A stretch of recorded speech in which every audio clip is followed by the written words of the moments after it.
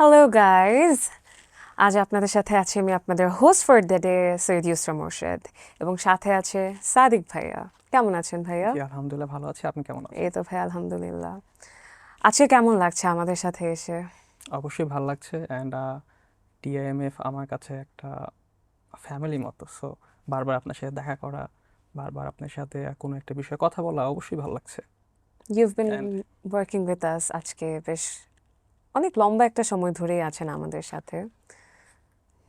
তো শুরু করা যাক হ্যাঁ, জি, ভাইয়া। জি, অবশ্যই, অবশ্যই। আহ, আপনি কমিউনিকেশন এক্সিকিউটিভ, ব্র্যান্ডিং ও মার্কেটিং ম্যানেজার, ডিজিটাল ক্রিয়েটর এবং ফিল্ম মেকার হিসাবে কাজ করছেন। এই যে এই ভিন্ন ভিন্ন ভূমিকাগুলো কিভাবে আপনার ব্যক্তিগত ও পেশাগত জীবনে প্রভাব ফেলছে? আসলে একটা সময় ছিল যে একটা অনার্স গ্রাজুয়েশনের পরে মানুষ যেই সেক্টরে লেখাপড়া করতো জাস্ট হুম ওই হুম সেক্টরে চাকরিতে ঢুকে যেতে পারতো। হুম দেন হচ্ছে তারা সারাউন্ডিং কোনো স্কিল কিংবা হচ্ছে আনুষঙ্গিক কো কারিকুলাম অ্যাক্টিভিটিসগুলো দেখা হতো না। হুম বাট বর্তমান সময়ে যেই পরিমাণ হচ্ছে যে আমরা কম্পিটিশন বেড়ে গেছে, তো সেক্ষেত্রে একটা মানুষ জাস্ট একটা বিষয়ে ফোকাস থাকতে পারে, হুম একটা স্কিল সেট থাকতে পারে, প্লাস তার সাথে সাথে আনুষঙ্গিক আরও দুই একটা বিষয় থাকলে এটা তার জন্য বেটার হয়। অনেক ক্ষেত্রে দেখা যায় কি মানুষ একটা কাজ করতে করতে খুব হুম বোরিং হুম ফিল করে অ্যান্ড হচ্ছে একটা সময় মানুষ স্ট্রেস কিংবা হচ্ছে ডিপ্রেশনে পড়ে যায় হুম যে ভাই কাজ করার মতো কিছু নাই। সো এই ক্ষেত্রে যদি আমার মাল্টিটাস্ক থাকে সেক্ষেত্রে আমি সেই জায়গাতে সময় দিতে পারছি, এবং এই যে একটা সময় যেখানে আমি ডিপ্রেশনে পড়ে যাবো, স্ট্রেস ফিল করবো, হুম ওই হুম সময়টুকু আমার লাইফে থাকে না। সো এই জন্য আমার মনে হয় যে এইসব বিষয়ে মাল্টিটাস্কিং অনেকে বলে ভালো, অনেকে বলে খারাপ, তবে আমার ক্ষেত্রে আমি বলবো এটা ভালো। এক্স্যাক্টলি। একই সাথে হয়তো একটু প্রেশারটা বেশি পড়ে যায়, তবে মাল্টিটাস্কিং এবং নিজের মাইন্ডটাকে ফ্রেশ রাখার জন্য I think it's a really good initiate হ্যাঁ, অ্যান্ড একটু তো প্রেশার পড়ে, লাইক হচ্ছে এই যে আজকে একটু লেট হয়ে গেছে। কেন হয়েছে? কারণ হচ্ছে আমি একটা জব থেকে আসি। সো একটু প্রেশার পড়লেও না আসলে life is beautiful, so you can enjoy it. Exactly, that's a motivation for all of us যারা নাকি আসলে কাজ করতে চায় একই সাথে, বাট ওরা মনে করে যে একটা রেখে আরেকটা করবো, প্রেশারটা একটু বেশি পড়ে যাচ্ছে, but end of the day it's really being a good thing for that person as well. অবশ্যই। Thank you so much for being such a motivation for us. Thank you. তো ভাইয়া, আপনার ব্যক্তিগত জীবন ও শিক্ষা নিয়ে যদি কিছু বলতেন, কিভাবে গাজীপুরে আপনার বেড়ে ওঠা আপনার ক্যারিয়ার পথ নির্ধারণে সহায়ক ছিল? আমার হোম টাউন হচ্ছে গাজীপুর। সো হুম হুম গাজীপুরে আমার বেড়ে ওঠা। দেন হচ্ছে গাজীপুরে আমি ক্লাস সিক্সে হচ্ছে মাইলস্টোনে চলে আসি, হুম উত্তরা মাইলস্টোন। সো এখানে ফ্রেন্ড সার্কেল, এনভায়রনমেন্ট, ভাইব সব কিছু আমার ভালো লাগছে। দেন হচ্ছে এদের যে লেখাপড়ার সিস্টেমটা ছিল, হুম যেটা হচ্ছে বর্তমানে আমরা ইউনিভার্সিটি লেভেলে পাচ্ছি, assignment, presentation, quiz, mid term, final. Hmm so ওদের কারিকুলামগুলো এরকমভাবে সাজানো ছিল। সো এটা আমার জন্য খুব ইম্প্যাক্টফুল হয়েছে এবং সেই সময় খুব ভালো লাগছে। তো আমি যখন আবার আরেকটা স্কুল চেঞ্জ করলাম, তো তখন আমি দেখলাম যে এই জিনিসগুলো মিসিং। সো পরে আবার মাইলস্টোনে ব্যাক করতে হয়েছে। বাট তারপরেও আমি বলবো যে ভিন্ন ভিন্ন জায়গায় শিক্ষা প্রতিষ্ঠানে যাওয়ার ফলে আমার তাদের পরিবেশ, ফ্রেন্ড সার্কেল, তাদের মেন্টালিটি, মাইন্ডসেট সব কিছু সম্পর্কে একটা আইডিয়া হয়েছে। হুম লাইক হচ্ছে আমি বলতে পারবো এখন উত্তরা ছেলে কেমন, ধানমন্ডি ছেলে কেমন, অ্যান্ড হুম গাজীপুরের ছেলে কেমন। সো এই যে মানুষের সাথে একটা মিক্স আপ, এটা আমার বর্তমান সময়ে খুব উপকারে দিচ্ছে। কারণ হচ্ছে যেহেতু আমি কমিউনিকেশন এক্সিকিউটিভ, বিভিন্ন মানুষের সাথে হুম কথা হুম বলতে হুম হচ্ছে, বিভিন্ন প্রজেক্টে যেতে হচ্ছে। সো আমি একটা মানুষের সাথে 2 মিনিট কথা বললে বুঝতে পারি যে তার মাইন্ডসেটটা কি, সে ভিতর থেকে কি ফিল করতেছে। এটা যদি জাস্ট আমি এক জায়গায় থাকতাম হয়তো বা জাস্ট ওইভাবে ওই ভাইবেই আমি বেড়ে উঠতাম। So exactly. এই জন্য আমার মনে হচ্ছে এটা আমার জন্য উপকার হয়েছে, ভিন্ন ভিন্ন এনভায়রনমেন্ট কিংবা হচ্ছে ভাইবের সাথে ম্যাচ করে নেওয়াটা। ভিন্ন ধরনের মানুষ, ভিন্ন ধরনের পরিবেশ সবকিছুর সাথে মিলেমিশে নিজেকে মানিয়ে নেওয়াটা হচ্ছে এখানে আমি মনে করি যে খুব চ্যালেঞ্জিং এবং খুব বড় একটা ব্যাপার, and you went through that phase very smoothly. That's really nice. Just trying my best, that's it. যাক, তো ভাইয়া শফিউদ্দিন সরকার একাডেমি, যদিও একটু আগে আপনি আমাদেরকে বললেন আপনার এডুকেশনের ব্যাপারটা এবং আপনার হোম টাউনের ব্যাপারটা, বাট যে ব্যাপারটা নিয়ে আমি একটু আর হুম, শিওর। জানতে চাই সেটা হচ্ছে ভাইয়া, Shafiuddin Sarkar academy and college which is located in Gazipur, Milestone school and college এবং সানওয়ে স্কুল অ্যান্ড কলেজে শিক্ষার অভিজ্ঞতাটা কেমন ছিল? শিক্ষা অভিজ্ঞতা বলতে কোনো এক জায়গায় স্টুডেন্ট পেয়েছি ভালো, কোনো এক জায়গায় এনভায়রনমেন্টটা ভালো, কোনো এক জায়গায় পলিসি ভালো, কোনো এক জায়গায় টিচার ভালো, এবং ওভারঅল সব কিছুই জীবনে একটা সময় কাজে লাগে। সো একটা সময় যাদের মনে হয়েছে যে না শিক্ষকরা বেশি প্রেশার দিচ্ছে, বাট এখন এসে মনে হচ্ছে যে না, সেই প্রেশারটা দরকার ছিল। ওই প্রেশারটা না পেলে হয়তোবা এখন লাইফটা তো স্মুথ যেত না, হয়তোবা আর একটু হার্ড হতো, কিংবা হচ্ছে স্ট্রাগলটা একটু বেড়ে যেত। সো আমি ওভারঅল রেটিং করবো না যে কোনটা ভালো কোনটা খারাপ, কিংবা হচ্ছে কোনটা কাছ থেকে আমি খুব ভালো কিছু পেয়েছি। আমি বলবো শিক্ষা জীবনে সব কিছুই প্রয়োজন, কারণ শিক্ষা আমি যত নিতে পারবো ততই হচ্ছে আমার ফিউচারটা স্মুথ হবে যে কোনো ক্ষেত্রে। আসলে আমাদের দৈনন্দিন জীবনে এই জিনিসগুলো আমরা সামটাইমস একটু অ্যাভয়েড করে যাই, যে একটা হুট করে একটা পরিবেশের চেঞ্জ বা একটা মানে মানসিকতার চেঞ্জ। বাট আসলে এই যে এখান থেকে আমি মনে করি, যেটা আমার পার্সোনাল একটা ওপিনিয়ন, যে সব জায়গা থেকেই ভাই আসলে শেখার অনেক কিছুই আছে। প্রত্যেকটি ইনস্টিটিউশন, প্রত্যেকটি জায়গা থেকে একটু একটু করে নলেজটা নিজের কাছে নিয়ে রাখা, এবং ইন ফিউচার এই যে আজকে আপনি যে পজিশনটাতে আছেন, সব কিছুর পিছনে কিন্তু একটু হলো আপনার প্রতিষ্ঠানগুলোর অবদান আছে। অবশ্যই। Exactly, that's a really nice thing ভাইয়া। কারণ হচ্ছে একটা বিষয় আমি সবসময় মাথা রাখি, সেটা হচ্ছে কৃতজ্ঞতা বোধ প্রকাশ করতে হবে। এক্স্যাক্টলি। আমি যদি কারো কাছ থেকে একটা হেল্প পাই, এটা আমার বলতে হবে। অনেকে হচ্ছে যে হ্যাঁ আমি ওখান থেকে পড়ে আসছি, জাস্ট টাকা দিয়ে পড়ছি, দ্যাটস ইট। বাট না, টিচারদের প্রতি আমার সম্মান থাকতে হবে, আমার ফ্রেন্ড সার্কেলের প্রতি ভালোবাসা থাকতে হবে। জুনিয়র যারা সিনিয়র ছিল তাদের প্রতি যদি সেই বন্ডিংটা না থাকে, তাহলে কিন্তু আফটার অল মানুষ দিন শেষে খুবই একা। আর হচ্ছে তখন মানুষ এই বিষয়গুলো ভাবায় যে আসলে আমি কি অ্যাচিভ করলাম, কিংবা হচ্ছে আমার লাইফে কি আছে সাথে। Exactly. End of the day what matters the most is the people you have with you. সাথে কে আছে, অবশ্যই। দ্যাটস লাইক আমাদের end of the day we are all humans, and মানুষ হিসাবে এটাই লাগে। সব কিছুর শেষে পাশে একটা মানুষ যে নাকি মোটিভেট করবে, বা দ্যাট একটা মানুষ, একাধিক মানুষ, মানুষের সমারোহ। এক্স্যাক্টলি। সো জাস্ট বলবো না একজনের কথা, জাস্ট মানে it's a people and they support their love, that's all. আরেকটা জিনিস যেটা আমার খুব জানতে ইচ্ছা করে ভাইয়া, as a person you are very nice, very very hard working, and আপনি যেভাবে আমাদেরকে আজকে আপনার এক্সপিরিয়েন্সগুলো শেয়ার করছেন, অ্যান্ড আপনি যেভাবে আমাদেরকে মোটিভেট করছেন, সো এখানে কি আপনার বাবা মার কোনো বাবা মায়ের ভূমিকা, ভূমিকাটা? আমার বাবা হচ্ছে পেশায় একজন ডাক্তার, অ্যান্ড মা হচ্ছে শিক্ষিকা। সো ছোটবেলা থেকেই আমার মা যেহেতু টিচার ছিল, খুবই কড়া শাসন করছে, এবং তখন আমি ভাবতাম যে আরে কেন এত শাসন করে, একটু তো ছেড়ে দিতে পারে। কিন্তু এখন বিভিন্ন স্টেজে গিয়ে আমি বিষয়টা খেয়াল করি যে না, সেই সময় যদি আমার শিক্ষিকা মা যদি সেভাবে আমাকে শাসন না করতো না, তাহলে হয়তো বা এখন যেই পরিবেশে যে অবস্থা আমাকে দেখছেন, এটা আমি হয়তো কখনো হতে পারতাম না। আর বাবা হচ্ছে ডাক্তার ছিল, সো উনি রাতের বেলা চেম্বার করে আসতে আসতে সবসময় রাত হতো। তারপরেও না, আমি বাবাকে মানে একটা খুব সম্মানের চোখে দেখতাম। মানে হচ্ছে যে ওনার সাথে আমার মনে আছে, বাবা কখনো আমার গায়ে হাত তোলে নাই। অনেক কিন্তু ছোটবেলায় মাইরটা দেয়, কিন্তু আমার কিচ্ছুই করে নাই। জাস্ট একবার বকা দিছিল, সেই বকা দেওয়ার পরে আমি খুব রাগ করছি যে কেন তুমি আমাকে বকা দিছো। সো এই ক্ষেত্রে বাবা মা অবশ্যই ইন্সপায়ারেশন। আমার বাবা হচ্ছে ডাক্তার হওয়ার পাশাপাশি ওনার কয়েকটা বিজনেস ছিল, সো যেটাকে বলা হচ্ছে এন্টারপ্রেনার। সো আমার সবসময় এটা টার্গেট ছিল, এখনও আছে, সেটা হচ্ছে ডিজিটাল এন্টারপ্রেনার হওয়ার। সো বাবা ডাক্তার ছিলেন, ওনার একটা স্কুল ছিল, তারপর আনুষঙ্গিক ব্যবসা বাণিজ্য সমিতি সব কিছু ছিল। সো ওভারঅল আমার কাছে এটা একটা ইন্সপিরেশন হিসেবে কাজ করে, যে রোল মডেল। সবাই বলে যে তার বাবা রোল মডেল, তার বাবা হচ্ছে হয়তোবা শিক্ষক, সেও শিক্ষক হবে। তার বাবা হচ্ছে লয়ার, তাকেও লয়ার হতে হবে। বাট আমি মনে করি যে আমার বাবা হচ্ছে একজন ভালো মানুষ, এবং আমাকেও ভালো মানুষ হতে হবে। So that's inspiration. অ্যান্ড মার কথা যদি বলি, হ্যাঁ মা অবশ্যই, মা তো যাই করি না কেন দিন শেষে তো মা আগলে রাখবেই, কিংবা হচ্ছে সাপোর্ট করেই। এবং আরেকটা বিষয়, মা যেহেতু শিক্ষিকা ছিলেন, খুবই কঠোর শাসন করছে, এবং এখন মনে হচ্ছে যে না, কঠোর শাসনের ফলে হয়তো বা অন্য কাউকে রেসপেক্ট করা, কিংবা হচ্ছে ভ্যালু দেওয়ার যে বিষয়টা, ওটা আসলেও আমি পারতেছি এখন। So I'm thankful, হ্যাঁ অবশ্যই। So I'm thankful to my mom and dad. That's something যেটা আসলে খুবই অ্যাপ্রিসিয়েট করার মতো একটা জিনিস, যে একটা সাপোর্টিং বাবা মা পাওয়া। কজ আমরা যদি ফিল্ম মেকিং এর কথাটাই ধরি, অনেকের হয়তো ইচ্ছাটা আছে, বাট ফ্যামিলি প্রেশারের কারণে পারছে না। সেক্ষেত্রে আপনি ছোটবেলা থেকে যেটা বললেন, যে even though they were a bit strict, তারপরেও তারা তাদের বেস্ট এফোর্টসটা দিয়ে চেষ্টা করেছে to make you feel who you are. That's really appreciable. এখন আমি যদি বলি যে আমার হচ্ছে একটা second graduation, so first graduation ছিল bachelor in science in geography environment. So সেক্ষেত্রে আমি কিন্তু পিওর সায়েন্স ব্যাকগ্রাউন্ডের একজন স্টুডেন্ট। তারপরেও কিন্তু আমি এখন সোশ্যাল সায়েন্স কিংবা আর্টস যাই বলেন না কেন, জার্নালিজম মিডিয়া অ্যান্ড কমিউনিকেশন ডিপার্টমেন্টে পড়ছি। সো ফ্যামিলি যদি আমাকে সাপোর্ট না করতো তাহলে কিন্তু এই জার্নিটা আমার কখনোই হতো না। অ্যান্ড ফ্যামিলি বলছে যে ঠিক আছে, তুমি এই ক্ষেত্রে কাজ করছো, তোমার কিছু এক্সপিরিয়েন্স আছে, হ্যাঁ তুমি এটা লেখাপড়া করছো, দ্যাটস ইট, এটা সেপারেট থিং। বাট তুমি যদি চাও তাহলে তুমি আরেকটা আন্ডার গ্রাজুয়েট ডিগ্রি পারচেস করতে পারো and you can go with your flow. So আমার বাবা মা যদি সাপোর্ট না করতো তাহলে কিন্তু এটা আমার জন্য খুব টাফ হয়ে যেত।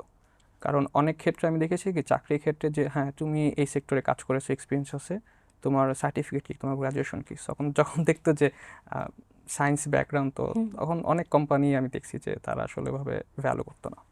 সো এরপরে একটা ডিটারমাইন্ড আসে আমার মধ্যে যে আমি হচ্ছে ডিটারমাইন্ড হয়েই জার্নালিজম সেক্টরটাতে কিংবা হচ্ছে এই ডিপার্টমেন্টে অ্যাডমিট হই। সো আমার বাবা মা আমাকে সম্পূর্ণ সাপোর্ট করছে, এটা আমি বলতে হবে। আরও অপশন ছিল আমার কাছে চুজ করার মতো, বাট আমি যখন এই অপশনটা চুজ করছি, they support with the full effort. So এটা আমার জন্য খুব ইন্সপায়ারিং। অ্যান্ড আমি আসলে একটা জিনিসই ট্রাই করি, সেটা হচ্ছে আমার মা বাবাকে হাসি খুশি রাখার। অ্যান্ড সো তারা প্রাউডলি বলতে পারে এটা আমার ছেলে। এবার একটু কিছু মজার প্রশ্নতে আসি জি ভাইয়া। অবশ্যই। এতক্ষণ একটু ফর্মাল কোয়েশ্চেনগুলোতে ছিলাম, ফ্যামিলি, বেড়ে ওঠা, পারিবারিক জীবন। তো এখন যে জিনিসটা নিয়ে আমি পার্সোনালি এটা নিয়ে I was very interested to know since you work here. So আপনার দ্য আনব্রেকেবল ওয়াল চলচ্চিত্রের সহকারী পরিচালক হিসেবে কাজ করার অভিজ্ঞতা সম্পর্কে আমি জানতে চাই। কেমন লেগেছে? How was the entire journey? আমার যতটুকু মনে আছে, কোনো এক সন্ধ্যার সময় আমি দেখলাম ডিএমএফ একটা পোস্ট যে ওরা হচ্ছে এমন ইউএনএস এর একটা প্রজেক্ট করতেছে যেখানে হচ্ছে স্টুডেন্টদেরকে নিচ্ছে এবং তাদেরকে ট্রেন আপ করানো হবে, 10টা সেশন নেবে, তাদের একটা ফিল্ম সাবমিট করতে হবে। তো আমি জাস্ট অ্যাপ্লাই করলাম, আমার একটা ফ্রেন্ড অ্যাপ্লাই করলো। সো দুজন মিলে গিয়েছিলাম ইউলাইভে। পরে ও 3টা সেশন করার পরে যখন বাসায় চলে যায়, পরে আর কন্টিনিউ করে না। আমি লাস্ট পর্যন্ত কন্টিনিউ করেছিলাম। সো আমি যদি টোটালি বলি, আপনাদের সাথে ইউএনএসসিআর কিংবা হচ্ছে ডিএমএফ অভিজ্ঞতা ছিল অবশ্যই অসাধারণ।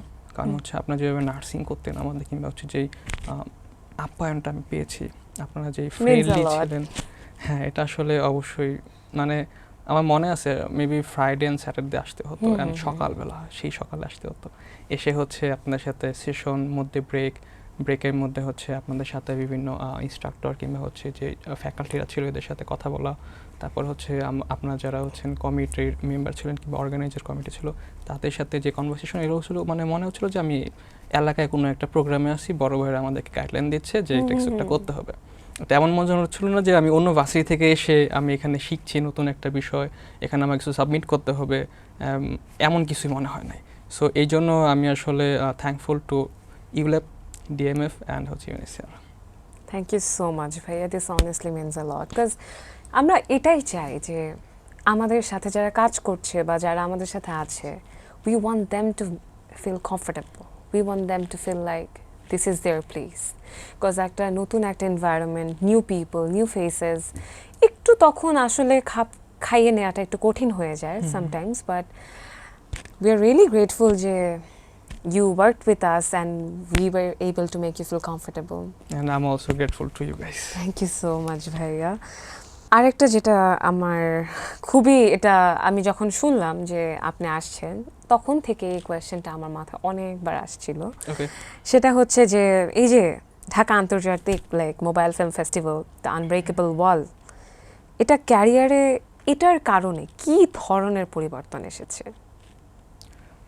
এটার কারণে পরিবর্তন যদি বলি যে এখানে হচ্ছে যেহেতু আমরা United Nation high commission for refugee এদের সাথে ডাইরেক্টলি কাজ করেছি, ওয়ার্কশপ সেশন কিংবা হচ্ছে তাদের পয়েন্ট অফ ভিউগুলো। হ্যাঁ আমি জানতাম বাংলাদেশে কিছু রিফিউজি আছে যাদেরকে আমরা রোহিঙ্গা বলতেছি, যারা মায়ানমার থেকে আসছে, বাট তারা আসলে কোন ক্যাটাগরিতে পড়তেছে কিংবা হচ্ছে যে তাদেরকে নিয়ে আমাদের এই পর্যন্ত কার্যক্রম কি, বাহির থেকে আমরা আসলে কীভাবে সাপোর্টটা পাচ্ছি, আমাদের ইন ফিউচার প্ল্যানটা কি, এগুলো ইন ডিটেলস কিন্তু আমি তাদের সেশনে জানতে পেরেছি। এবং তখন মনে হচ্ছে যে না, হ্যাঁ একটা ক্ষেত্রে সবাই বলতো যে একটা সময় রোহিঙ্গারা বাংলাদেশের উপর অনেক মানে একটা বড় বার্ডেন হয়ে দাঁড়াবে, বাট আমরা কিন্তু সেটা ওভারকাম করেছি।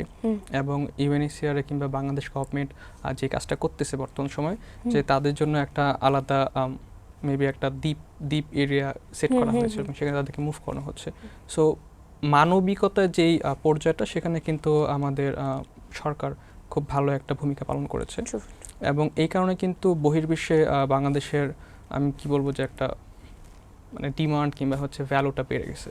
সো এটা যদি আমরা না করতাম তাহলে হয়তো বা দেখা যেত যে হ্যাঁ অনেক কান্ট্রি কিন্তু তাদেরকে রোহিঙ্গাদের রিফিউজিদেরকে হচ্ছে যে সহায়তা দেয় না কিংবা তাদেরকে হচ্ছে বর্ডার থেকে বের করে দেয়। সো মানবিকতা দেখিয়ে কিন্তু আমরা তাদেরকে জায়গা দিলাম। সো এখন তারা ইস্যু করতেছে ফাইন, বাট এমন না যে খুব বড় একটা ইস্যু হয়ে যাচ্ছে, বাট আমরা তাদেরকে কন্ট্রোল করতে পারছি না। কিছু ছোটোখাটো অ্যাক্সিডেন্ট হয় যেহেতু এত বড় সংখ্যার একটা মানুষ, প্রায় 10 লক্ষ। সো এই ক্ষেত্রে আমি যদি বলি যে আমার ব্যক্তিগত জীবনে কিংবা হচ্ছে প্রফেশনাল লাইফে এই প্রজেক্টটা কিংবা হচ্ছে এই বিষয়টা কীভাবে ইমপ্যাক্ট পড়ে, সেটা হচ্ছে যে লাইক আমি কিন্তু কখনো রোহিঙ্গা ক্যাম্পে যাইনি। আমি তাদের বিষয়ে জানলাম, তাদের বিষয়ে বুঝলাম, তাদের নিয়ে একটা ডকুমেন্টারি বানালাম, দেন হচ্ছে সামহাউ ভালো একটা পর্যায়ে চলে গেলাম। সো ফ্যাক্ট হচ্ছে যে আমরা এত দূর থেকেও তাদের সাথে যে ইন্টার কানেক্টেড হতে পেরেছি, তাদের বিষয়ে জানতে পেরেছি, এবং আমার মনে হচ্ছে যে না আমার পাশে যে ছেলেটা বসে আছে সে হয়তো রোহিঙ্গা, আমার বাম পাশে যে ছেলেটা বসে আছে সে হয়তো বা নর্মাল ছেলে। সো এই দুজনের লাইফের মধ্যে কম্পেয়ার করলে কোনটা কার লাইফ, সে কি পাচ্ছে সে কি পাচ্ছে না, এবং তাদের দুজন কম্পেয়ার করলে আসলে বের হয়ে যায় যে আসলে আমরা কি দিতে পারতেছি তাদেরকে, একটা সন্তান হিসাবে, একটা মানুষ হিসাবে তাদের আসলে কি প্রাপ্য এবং আমি কি দিতে পারছি। সো এই ক্ষেত্রে আমি একটা পয়েন্ট অ্যাড করতে চাই, সেটা হচ্ছে যে মানবিক বিষয় নিয়ে আমার কাজ করার ইচ্ছা সেই ছোট থেকে, অ্যাটলিস্ট মানে কলেজ লাইফের পর থেকে, এবং টুকটাক বিভিন্ন প্রজেক্টে আমি কাজ করেছি। সো এই ক্ষেত্রে যখন আমি সরাসরি একটা ইউএনএইচসিআর এজেন্সির সাথে কাজ করেছি, সো আমার কাছে এটা খুব ভালো লেগেছে, এবং আমার মনে হচ্ছে যে ইন ফিউচারে যদি মানবিক কোনো প্রজেক্ট থাকে, হিউম্যানিটেরিয়ান কিংবা হচ্ছে আনুষঙ্গিক বিষয়, এটা আসলে আমি তখন মন থেকে কাজ করতে পারবো। অনেকে আছে না এইসব সেক্টরে পারচেস করে হচ্ছে ক্যারিয়ার পারচেস করে একটা কারণে যে ভালো একটা পোর্টফোলিও, ভালো একটা অর্গানাইজেশন, দ্যাটস ইট। কিন্তু আমি এই সেক্টরে মন থেকে কাজ করতে চাই। সো এই জন্য আমার মানে বড় অর্গানাইজেশন লাগবে তা কিন্তু না, আমি ব্যক্তিগত উদ্যোগে একটা ভালো কাজ করতে পারি, যেটা হয়তো বা হ্যাঁ 1000 মানুষের জন্য ইম্প্যাক্টফুল না হতে পারে, 5 জন মানুষের জন্য তো হবে, তাহলে চলবে, দ্যাটস অল। সো মানুষ না আসলে অনেক কিছু আশা করে যে আমি এখানে গেছি, এখান থেকে আমার ওইটা লাগবে, এখান থেকে আমার ওইটা লাগবে। সো যখন সে ওই এক্সপেকটেশন লেভেলটা ক্রস করতে না পারে, তখন তার মধ্যে আসলে একটা হতাশা কাজ করে। সো আমি বলবো যে এক্সপেকটেশন নাই রাখি, যা পাবো তাই লাভ। কেন আমার হচ্ছে এই বড় বড় প্রজেক্টে ওইটা করতে হবে, সেটা করতে হবে? আমি হয়তো বা এখন রোহিঙ্গাদের জন্য কিছু করতে পারতেছি না, বাট ইন ফিউচারে যদি কোনো স্কোপ থাকে তাহলে হয়তো আমি আরও 5 জন 10 জন মানুষের সহায়তা করবো। সো ওইটা হয়তো বা জাস্ট একটা লিটল নাম্বার হবে, বাট সবাই যদি আমরা এভাবে সহায়তা করি মানুষজনকে, তাহলে কিন্তু এই নাম্বারটা আরও বড় হয়ে যাবে। কিংবা হচ্ছে যে আমরা অনেক সময় দেখি কি যে মানুষ সহায়তা চাইলে আমরা জাস্ট 5 টাকা 10 টাকা দিয়ে এই পর্যন্তই শেষ। এটা তার লাইফে কি ইম্প্যাক্ট পড়ে? কোনো ইম্প্যাক্ট পড়ে না। অনেকে হচ্ছে খাবার দাবার কিনে দিচ্ছে, ফাইন, এটা তার একবেলা চলবে। কিন্তু আমরা কখনো কি এভাবে চিন্তা করি যে আমার বাসার সামনে যে লোকটা প্রতিনিয়ত ভিক্ষা করতেছে, তাকে এমন কিছু একটা কিনে দিই, তাকে এমন কোনো একটা ব্যবস্থা করে দিই 5 জন 10 জন মিলে, যাতে হচ্ছে তার লাইফ টাইমে একটা ইনকাম সোর্স হয়, তাকে অ্যাটলিস্ট এখানে বসে বসে ভিক্ষা না করতে হয়। সো ধীরে ধীরে থিঙ্কিং বাড়ে। আমি বলবো যে ইউএনএইচসিআর আমার লাইফে এমন একটা পার্ট যেটা হচ্ছে আমাকে আরেকটু ওপেন মাইন্ডেড হতে শিখিয়েছে, এবং হিউম্যানিটেরিয়ান যে প্রজেক্টগুলোতে এগুলোর প্রতি আসলে আরেকটু সম্মান, শ্রদ্ধা, ভক্তি এটা বাড়িয়ে দিয়েছে। বুঝতে পেরেছি ভাই, আপনার কথাগুলো শুনে আসলে খুবই ভালো লাগলো। Thank you very much. Because প্রত্যেকটা ওয়ার্ড, প্রত্যেকটা কথার ভ্যালু আমাদেরকে আসলে শেখায় যে আসলে আমরা মানুষ হিসাবে আমরা কি করতে পারি, কতটুকু পর্যন্ত করতে পারি। দেখা যায় অনেক সময় ওই সুযোগটা থাকার পরেও করছি না।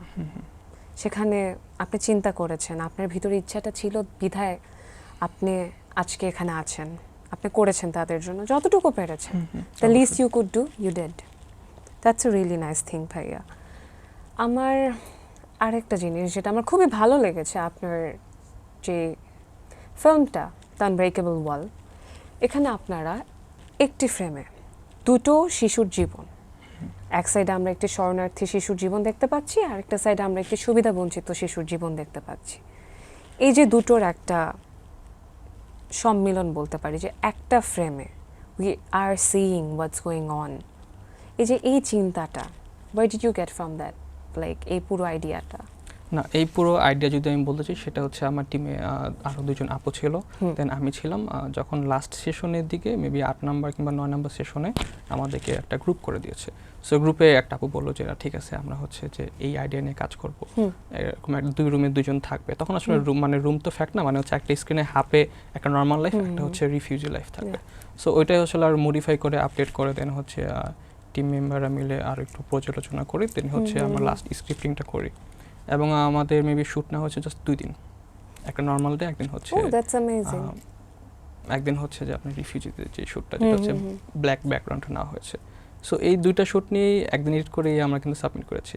সো আমাদের কিন্তু ওরকম এক্সপেকটেশন ছিল না, কারণ হচ্ছে আমি যা যা দেখেছিলাম আমাদের সাথে যে টিমমেটগুলো ছিল তাদের স্ক্রিপ্টিং বেশ ভালো ছিল, তাদের শ্যুটগুলো আউটডোর ছিল। তো সেই ক্ষেত্রে আমাদের এই ডকুমেন্টে এটা একটা ম্যাটাফরিক ছিল। সো সেই ক্ষেত্রে ভালোই হয়েছে এটা বলতে হবে। বাট হ্যাঁ, I am grateful to my teammate, that's it. And Riya put it very well. উনি খুব কষ্ট করে সব কিছু হ্যান্ডেল করেছে, অনেক প্রেশারগুলো উনি নিয়েছে, যেটা হচ্ছে আমাদের নেওয়া দরকার ছিল, কিন্তু উনি নিয়েছে। And that's why we are very humble to him, to her. I bet even she is very proud of you. I believe so. আপনার কি ইন ফিউচারে আর ভাইয়া এই ধরনের থিম বেসড কোনো কাজ করার ইচ্ছা আছে ফিল্ম মেকিং হ্যাঁ, এ? থিম বেস কাজ করার ইচ্ছা আছে। সেটা হচ্ছে যে এনভায়রনমেন্ট ইস্যু, হচ্ছে স্ট্রিট চাইল্ড ইস্যুগুলো নিয়ে কাজ করার। আচ্ছা। এবং হচ্ছে এই সমাজে আরেকটা অবহেলিত জাতি আছে যারা হচ্ছে থার্ড জেন্ডার। সো এদেরকে নিয়ে না মানুষ জাস্ট মার্কেটিং করে, এদেরকে নিয়ে না আসলে কিছু করে না, কিংবা হচ্ছে এদের যে ইম্প্যাক্টফুল, তাদের লাইফ চেঞ্জ হবে, তাদের লাইফ একটা ডেভেলপমেন্ট হবে, এটা নিয়ে কখনো কিছু করা হয় না। জাস্ট হ্যাঁ, আমার দরকার আছে, এদেরকে নিয়ে আসলাম, এই বুঝালাম তাদেরকে 5 কেজি চাল 5 কেজি ডাল দিলাম, একটা জামা কাপড় কিনে দিলাম, ওকে ফাইন। বাট এটা তো না হয় কয়দিন চলবে, 1 সপ্তাহ পরে লাইফে তারা কী করবে? সেই আগের মতো চাঁদাবাজি করবে, ভিক্ষা করবে। তাদের জন্য কিন্তু কিছু করা হচ্ছে না। এক্স্যাক্টলি। সবাই বলে সব কিছুই করবো, কিন্তু লাস্ট মুহূর্তে দেখা যাচ্ছে যে এটাই শুধু বঞ্চিত হচ্ছে। স্ট্রিট চাইল্ড নিয়ে অনেক প্রজেক্ট আছে বাংলাদেশের, গভর্নমেন্ট কিংবা হচ্ছে এনজিওর প্রজেক্ট আছে, এবং সেই প্রজেক্টগুলোতে দেখা যাচ্ছে যে মানুষ বাহির থেকে ডোনেশন আসে, মানুষ প্রজেক্টে কাজ করে, কিন্তু লাস্টে ইম্প্যাক্টের সময় আমাদের অনেক ইস্যু হয়ে যায়। হয়তো আমাদের যেখানে সাকসেস হওয়া উচিত ছিল 50%, সেখানে হয় 20%। সো এইসব সেক্টরে যদি আমরা একটু ফোকাস রাখতে পারি, তাহলে কিন্তু দেখা যাবে যে তাদের লাইফটা উন্নত হবে।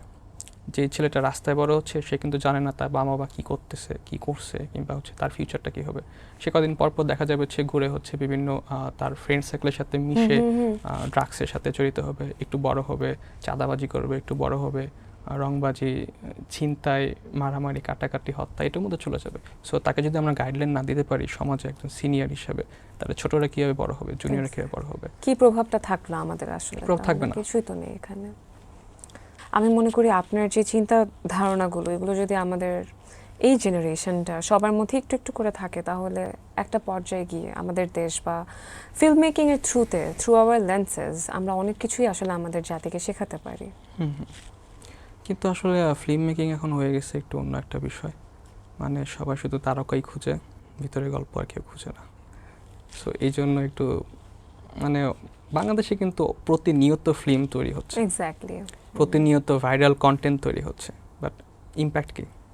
0. তেমন একটা না। ওই ইম্প্যাক্ট হচ্ছে আমার নিউজ পোর্টালগুলো যাবে, আমার টিভি চ্যানেলগুলো যাবে, সে কি করলো, সে কি করে নাই, এটা নিয়ে একটা নিউজ বানাবে, ভিউ আসবে, মিলিয়ন ভিউ আসবে, এরপর শেষ।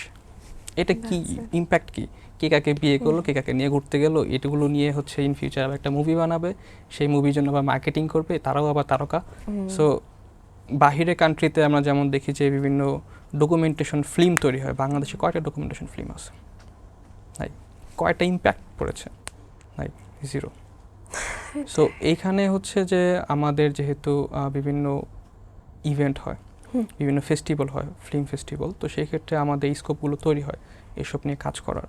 যেমন হচ্ছে যে আমরা হয়তো বা এখন একটা ইস্যু নিয়ে কাজ করতেছি, আপনাদের পরবর্তী সিজনে অন্য একটা থিম আসতে পারে, সেই থিমে হয়তো বা নতুন একটা প্রজেক্ট নিয়ে আপনারা কাজ করবেন, নতুন একটা থিম থাকবে।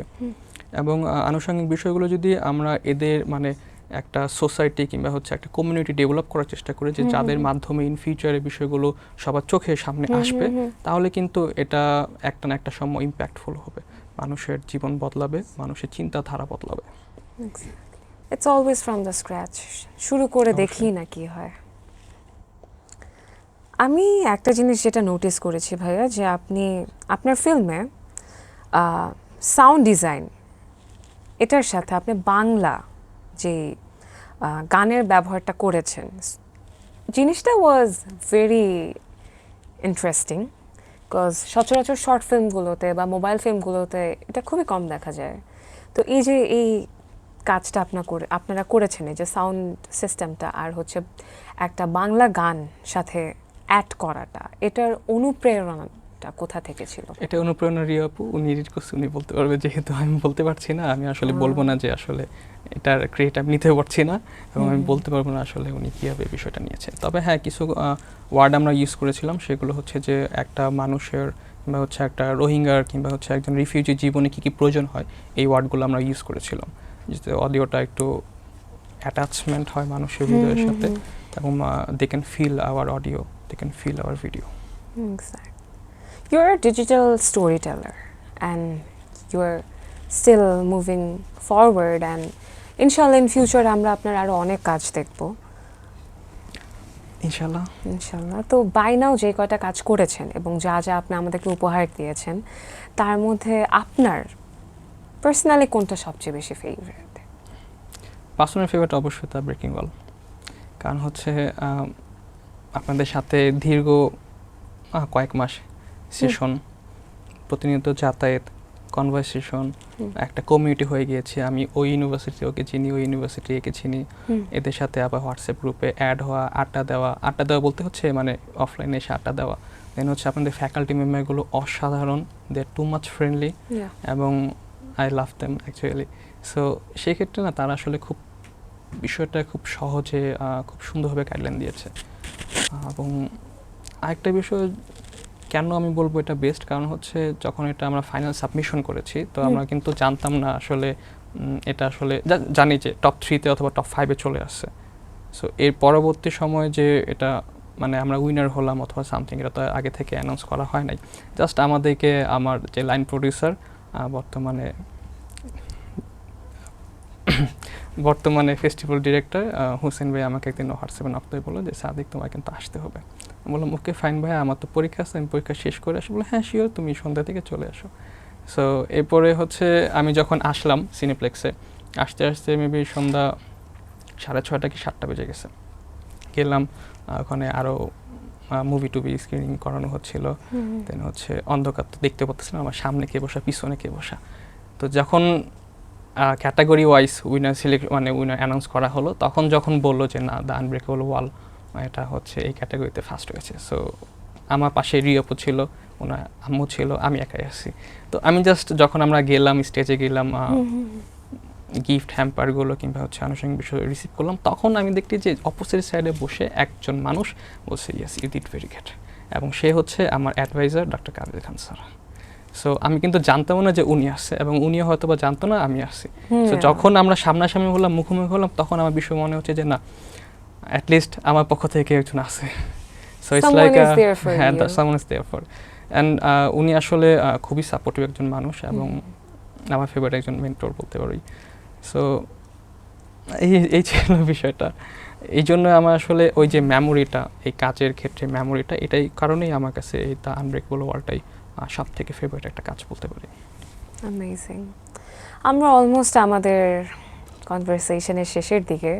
তো শেষ যে প্রশ্নটা আপনাকে করব, এটা আসলে এক্স্যাক্টলি প্রশ্ন বলা যায় না, সেটা হচ্ছে যে ভবিষ্যতে যারা নতুন আসতে চাচ্ছে এই সেক্টরটাতে, এই যে আপনি ইউএনএইচসিআর এর সাথে কাজ করেছেন এবং আমাদেরকে এত সুন্দর একটা ফিল্ম উপহার দিয়েছেন, সো যারা আরও এগুলো নিয়ে জানতে চায় বা আমাদের সাথে আরও কাজ করতে চায়, তাদের জন্য কি আপনার কোনো উপদেশ বা কোনো মোটিভেশন কি আছে? উপদেশ দেওয়ার মতো আমি এখনো বড় তেমন কিছু হতে পারিনি, তবে আমি কিছু টিপস অ্যান্ড ট্রিক্স শেয়ার করতে পারি। সেটা হচ্ছে যে আপনাদের অবশ্যই খেয়াল রাখতে হবে স্টোরি টেলিংয়ের উপর। মানুষের স্টোরি টেলিংটা যত ভালো হবে, ততই কিন্তু মানুষ এটাতে আকৃষ্ট হবে, মানুষ আপনার কন্টেন্টটা দেখবে, রিচ হবে, শেয়ার হবে, এভরিথিং। আমার মনে আছে মহসিনুল হাকিম স্যার, উনি হচ্ছে যে একবার আমাদের একটা ওয়ার্কশপ এসে বলেছিল যে ওনার ফোন দিয়েই উনি শ্যুট করে, এডিট করে, এবং ওটা দিয়ে উনি আপলোড করে, ওনার কোনো এডিটর নাই। এবং আমরা কিন্তু দেখতেছি তার কন্টেন্টে, তার পেজে কিন্তু হিউজ পরিমাণ ভিউ কিংবা হচ্ছে সেই পোস্টে সেই পরিমাণ engagement. It's all about story. উনি বলছে তোমার গল্প যত সুন্দর হবে, মানুষ ততই দেখবে। এখন গল্প আমার সুন্দর না, আমি হচ্ছে যে 5-6 জন একটা টিম নিয়ে ঘুরতেছি, এই কন্টেন্ট বানাচ্ছি, সেই কন্টেন্ট বানাচ্ছি, ওটা কিন্তু আসলে একটা সময় দেখবে কিন্তু এটা পরবর্তী সময়ে দেখবে না। সো আমরা যদি এখন যারা হচ্ছে বিগিনার লেভেলে আমরা স্টোরি টেলিং নিয়ে কাজ করতে চাই, অবশ্যই আমাদের কন্টেন্টের স্ক্রিপ্টের উপর নজর রাখতে হবে যে আসলে কী ধরনের স্ক্রিপ্ট নিয়ে আমরা কাজ করতেছি, এটা কি হিউম্যান টাচ হচ্ছে কিনা, কিংবা হচ্ছে যে হিউম্যান টাচ নাও হতে পারে, আসলে সমাজে কি পরিবর্তন করতেছে, কিংবা আসলে এর মাধ্যমে কি মেসেজ দিতে যাচ্ছি, সোশ্যাল অ্যাওয়ারনেস মূলক কোন স্টেটমেন্টটা আমার এখানে ফোকাস হচ্ছে, এই বিষয়টা আমাদের অবশ্যই নজর রাখতে হবে। সো এটাই, আর কিছু বলতে পারবো না, কারণ হচ্ছে আমার ফিল্ম নিয়ে আইডিয়া আছে, বাট এমনও আইডিয়া হয় নাই যে আমি আপনাদেরকে মোটিভেট করার জন্য কিছু বলতে পারবো। জাস্ট এই টিপসটাই বলতে চাচ্ছিলাম। ছোট্ট একটি পরামর্শ, বাট ইম্প্যাক্টফুল। অনেক impactful. Thank you so much, আপনাকে অনেক ধন্যবাদ ভাইয়া, সময় করে আমাদের সাথে আজকে এখানে আসা, এত সময় নিয়ে আপনার কথাগুলো আমাদের সাথে শেয়ার করা। We are more than happy to have you with us. Thank you so much. Yeah, you're most welcome, and I could like to thank you, ULEP, DMF, and UNICEF, thank you so much. and also you and the person behind the camera. that means a lot for us. Thank you ভাইয়া। Most welcome.